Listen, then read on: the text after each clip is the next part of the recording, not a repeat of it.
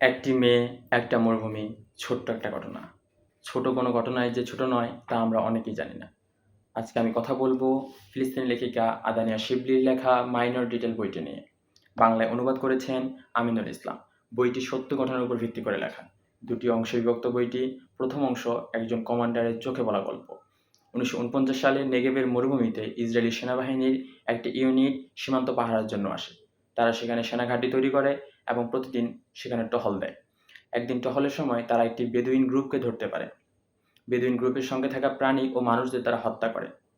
প্রাণে বেঁচে যায় একটি কুকুর ও একটি তরুণী। তরুণীটিকে তারা তাদের সাথে সেনাঘাঁটিতে নিয়ে যায়। সেনাঘাঁটিতে তরুণীটির উপর কমান্ডার সহ অন্যান্য সেনা সদস্যরা পৈশাচিক নির্যাতন করে। এক পর্যায়ে তরুণীটির প্রাণ কেড়ে নেওয়া হয়। এই প্রথম অংশে কমান্ডারের পায়ে অন্ধকারে একটা পোকার কামড়, আর তা যেন এই কাহিনীর রহস্যই থেকে যায়। দ্বিতীয় অংশে বর্তমান রামাল্লাহ শহরের প্যালেস্টাইনিয়ান নারী যিনি জানতে পারেন তার জন্মদিনের ঠিক ২৫ বছর আগেই এই হত্যাকাণ্ডটি ঘটেছিল, আর এই ছোট্ট মিলটাই তাকে অবসেশনের মতো টেনে নিয়ে যায় সত্যটি খুঁজে বের করার জন্য। বইয়ের প্রথম অংশটি খুবই ধীরগতিতে আগাতে থাকে। বইটি ছোট্ট হলেও বেশ একটা আকর্ষণ কাজ করে বইটি শেষ করবার জন্য। ২০২০ সালে এই বইটি ইন্টারন্যাশনাল বুকার প্রাইজের লিস্টেও এসেছিল।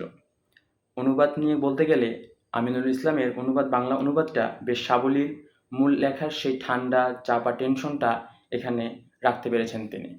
আমার ব্যক্তিগত এই বইয়ের রেটিং বলতে গেলে ১০-এর মধ্যে আমি বইটিকে ৮ দিতে চাই।